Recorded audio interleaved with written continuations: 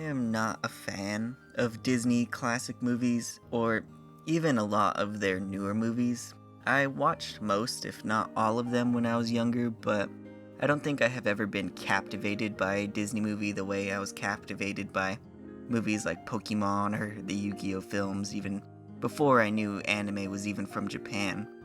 When I heard the other kids at school talking about playing Kingdom Hearts, I was mildly interested since the designs were pretty anime looking, but once I caught wind that a lot of the game was spent in different Disney related worlds, I kind of completely lost interest in the franchise.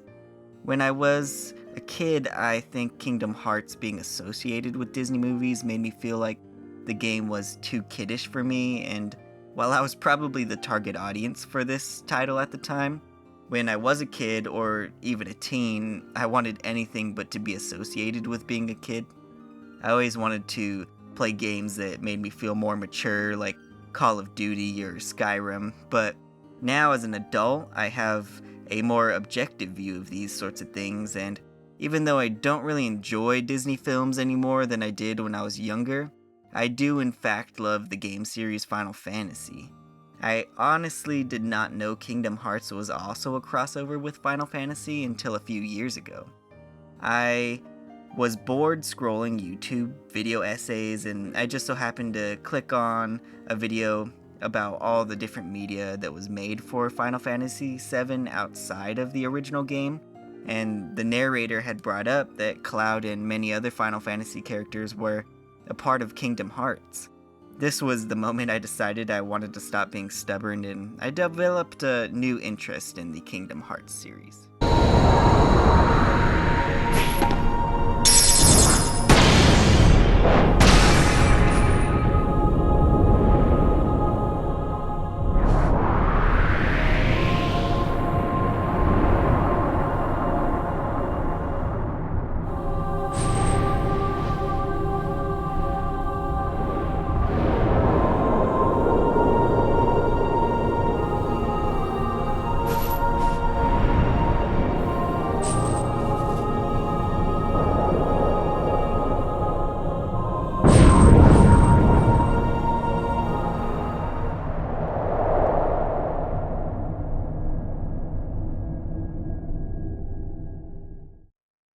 I knew a lot less about the series than I had initially thought I had when I was younger. I knew about the Keyblades and even some of the magic, but I don't think I really ever knew how the game was played or to what extent the battle system was tied to Final Fantasy. Before playing the game, I admit I have watched tons of very long videos on people talking about the game and its story, but I don't think I've actually retained much of what they said due to not really having a super high vested interest in the game to begin with. I was just kind of watching those videos for the most part in passing just to fill the void of sound as I did other tasks. I know I say I want to usually go into most games I play as blind as possible, and I genuinely do, but when I had my first spark of interest in Kingdom Hearts, I honestly didn't think I ever wanted to play them myself. I fortunately have a bit of a goldfish brain, and I don't really remember much of what I learned from those videos, so I would say since I had come to the conclusion that I really wanted to play the game for real, I started staying away from the Kingdom Hearts content so that I could properly empty my mind of any spoilers that might have come my way up until the point that I played it for myself. It took quite a while until I actually acted on my desire to try the game. I had added it to my wish list on my PlayStation and on my Steam Deck, waiting for it to be discounted on some sort of seasonal sale, but for some reason Kingdom Hearts is just one of those games that they won't discount to the ground just to sell copies. I thought that this being the case made the game a little bit more desirable for me. Even though the game is quite dated, for some reason the developers have faith that it could sell itself, only giving it a 15 to 20% discount even during the huge sales on all platforms that I checked. I never actually purchased my copy of Kingdom Hearts Remix Collection, as my girlfriend who had moved in with me brought her copy that she received from a friend at work, but she had never played it herself.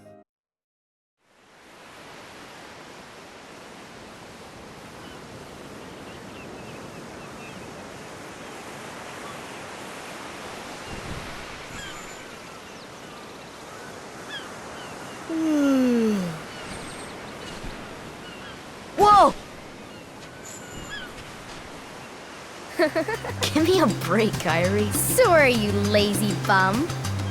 I knew that I'd find you snoozing down here. No, this huge black thing swallowed me up. I couldn't breathe, I couldn't... Ow! Are you still dreaming? It wasn't a dream. Or was it? I don't know. What was that place? So bizarre. Yeah, sure. Say, Kyrie, what was your hometown like? You know, where you grew up? I've told you before. I don't remember. Nothing at all? Nothing. You ever want to go back? Well, I'm happy here. Really? But you know, I wouldn't mind going to see it. I'd like to see it too. Along with any other worlds out there. I want to see them all. So what are we waiting for? Hey! Aren't you guys forgetting about me? So, I guess I'm the only one working on the raft. And you're just as lazy as he is. So you noticed. Okay, we'll finish it together. I'll race you. Huh? What? Are you kidding? Ready? Go!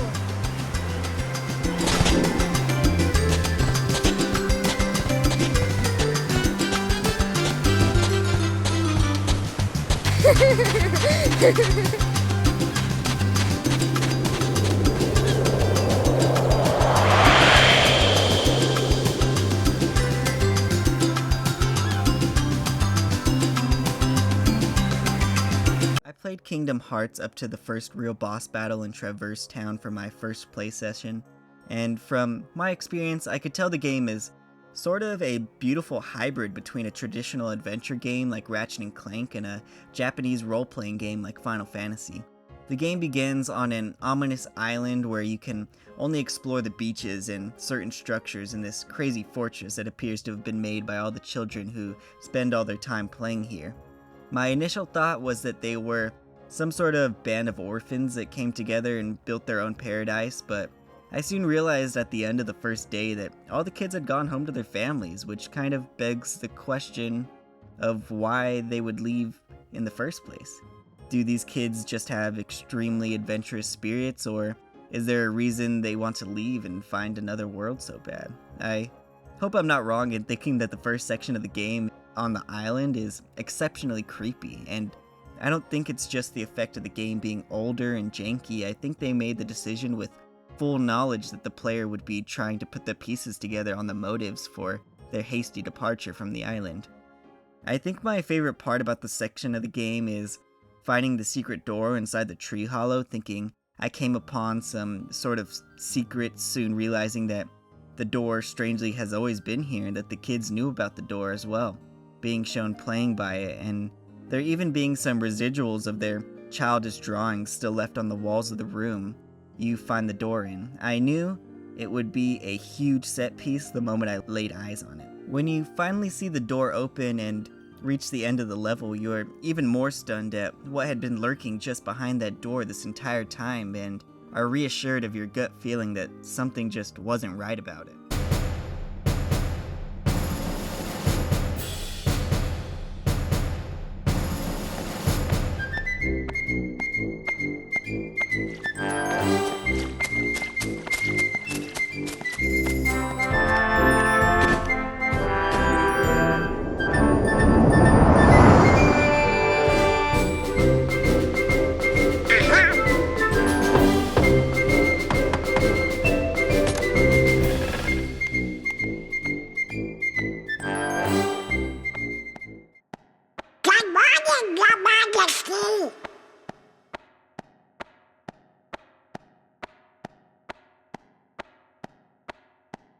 It's nice to see you this one. What?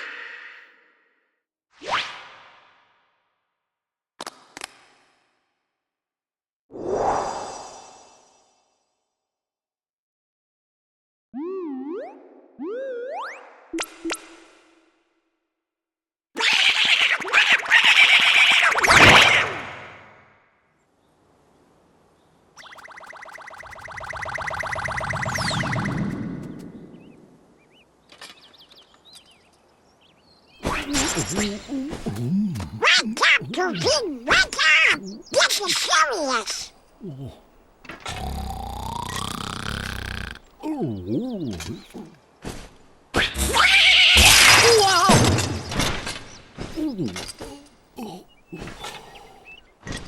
Hey there, Donald. Good We morning. got a problem, Goofy. But don't tell anyone. Oh, Queen Minnie? Not even the Queen. Daisy? No! It's top secret. Oh, good morning, ladies. What?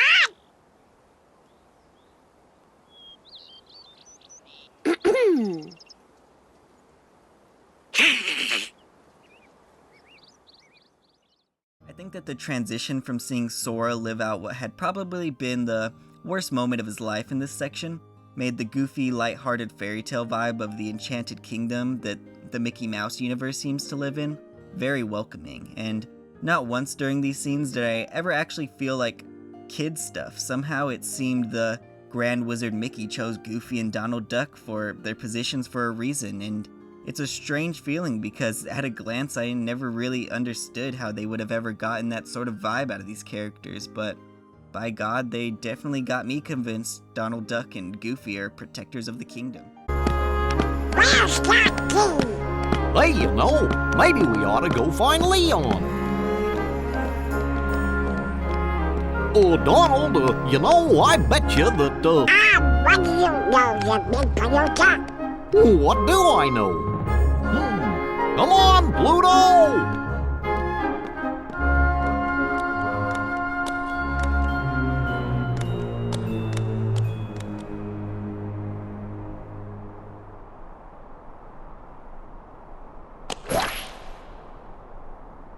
Oh.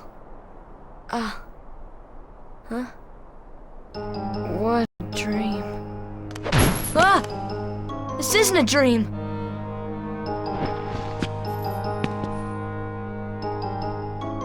Oh, where am I? Oh, boy. Do you know where we are? Oh, hey! I think that after arriving in Traverse Town, it really helped me put a finger on where I had gotten the same kind of creepiness before in a game. I think that the way the NPC characters are kind of ominous in tone around the first area that you arrive in, Traverse Town, is sort of reminiscent of the way I always kind of was creeped out by the NPCs in The Legend of Zelda Ocarina of Time.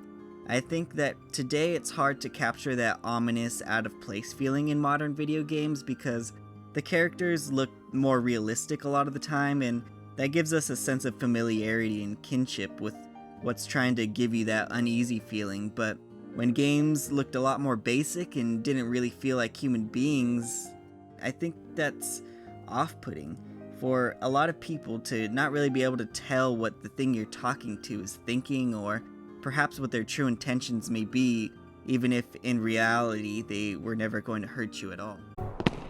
They'll come at you out of nowhere, Who are you? and they'll keep on coming at you, as long as you continue to wield the Keyblade. But why? Why would it choose a kid like you? Hey, what's that supposed to mean? Never mind. Now, let's see that Keyblade. What? There's no way you're getting this. Alright, then have it your way. Kingdom Hearts is an adventure-action RPG that is a bit more reminiscent of games like Ratchet & Clank or Jak and Daxter, with tons of puzzles and secret chests hidden around. The combat is pretty hack and slash with some use of a separate menu where you can consume items and cast spells through in real time. If I'm honest, this is not really the type of game I usually frequent, but I think lately I have been a lot more open to trying out games that are outside of my comfort zone right now. I always shied away from these magical adventure type games for the same reason I shied away from Kingdom Hearts in the first place. Everything about these platforming adventure games for some reason always screamed that the game was for kids, and I assumed it wouldn't appeal to me because I assumed that I was too mature for it when I really wasn't, and actually I don't think anybody is. As I go back and play Spyro the Dragon and Kingdom Hearts, I'm finally getting a full experience with these worlds without my subconscious telling me that I could be playing something that would make me appear a little more grown up, and it's because I'm actually grown up, and maybe the child in me is realizing that maybe what I strove for in my younger years wasn't all that it was cracked up to be, and living through these experiences now is letting me get back a little of what I had been pushing away all these years. I think that the battle system in Kingdom Hearts is absolutely banana nuts. At its core, you're just beating on your enemies and, at least in the beginning, jumping around all over the place in order to avoid the enemy attacks, and which itself is pretty tame. But this is not just a beat 'em up game, as it's a collaboration with Final Fantasy, which is typically a turn-based experience, at least in most of the earlier titles. Kingdom Hearts had to do something to have some sort of tie-in and added this battle menu that you have to navigate in real time during combat that looks exactly like the battle menu from Final Fantasy games. Any actions you need to take, like consuming potions or consuming a spell, are done through this menu, and while things are cast or consumed immediately, you still have to think about your placement on the battlefield strategically in order to avoid getting hit while you're trying to select the command you want. I do admit I was kind of struggling playing this game on hard. I was getting destroyed pretty bad by the giant Nameless at the end of the beach world. I had to retry it a number of times because I was getting two-shot by this guy left and right, and the fact that the only way that I could dodge was trying to jump out of the way was not helping, and the same thing happened to me with the boss at the end of Traverse Town, but boy was I delighted when I seen that I received a power-up that gives you a Dark Souls roll, so I could properly get the heck out of the way from enemy attacks in the way that I do know how. So, Kyrie's home is out there somewhere, right? Could be. We'll never know by staying here. But how far could a raft take us? Who knows? If we have to, we'll think of something else. So, suppose you get to another world. What would you do there? Well, I haven't really thought about it. It's just, I've always wondered why we're here, on this island. If there are any other worlds out there, why did we end up on this one? And suppose there are other worlds. Then ours is just a little piece of something much greater. So, we could have just as easily ended up somewhere else, right? I don't know. Exactly. That's why we need to go out there and find out. Just sitting here won't change a thing. It's the same old stuff. So let's go. You've been thinking a lot lately, haven't you? Thanks to you. If you hadn't come here, I probably would have never thought of any of this. Kyrie, thanks. You're welcome.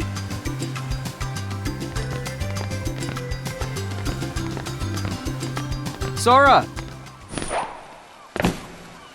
You wanted one, didn't you? A Palpu fruit? If two people share one, their destinies become intertwined. They'll remain a part of each other's lives, no matter what. Come on, I know you want to try it. What are you talking?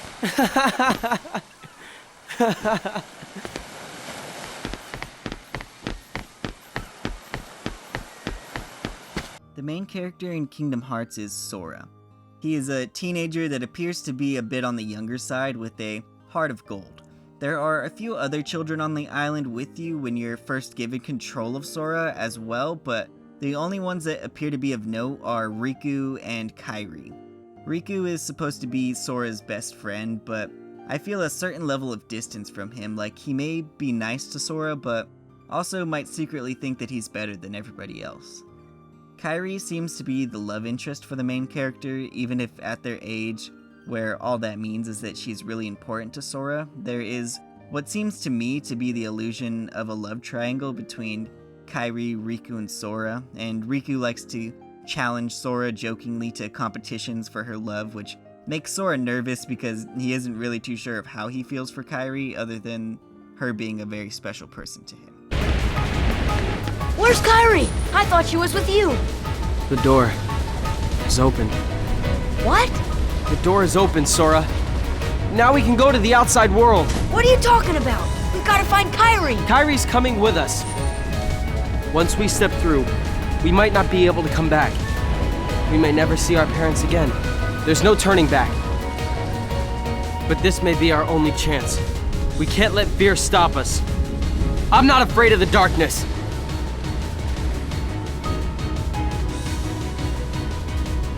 Riku.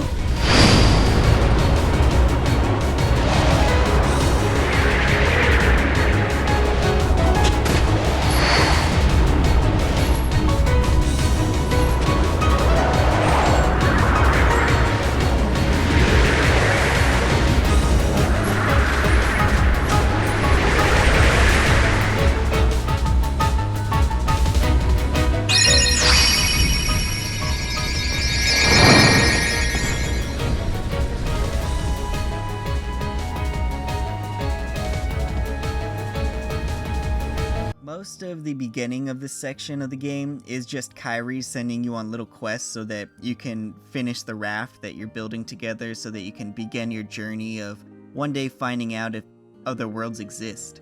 The night before you're supposed to be leaving for this trip and seemingly running away from your family, there is a terrible storm that befalls the island as well as a terrible feeling inside Sora when you arrive at the beach. You're attacked by tons of these little shadow goblins you later learned are called Heartless, but unfortunately you're still stuck with just a wooden sword to defend yourself, but it doesn't seem effective, so you just decide to just run away to see if your friends are alright. Once you finally see Riku, he tells you that since the door has opened, they can finally leave and is engulfed in shadows and disappears before your eyes as Sora reaches out for him, but just as quickly as he left, for some reason the Keyblade manifests in your palm, and you finally have the strength to take on the Nameless that swarm you. Finally making your way to the door to see what Riku meant, you also see Kairi in this room, reaching out to you before you both get ripped from the scene by a gust of darkness, rushing out of the strange door as you stand before a colossal-sized Nameless. Kairi! Sora.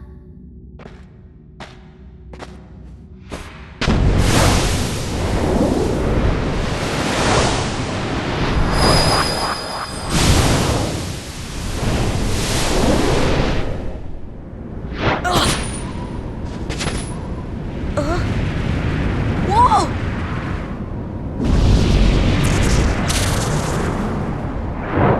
The opening to this game so far has been absolutely incredible. With so many mysteries waiting around every corner, I'm very excited to see where it takes me. I think that the relationship between these three friends has been shown to be an extremely powerful motive for this game, and complements Sora as our Heart of Gold main character tremendously.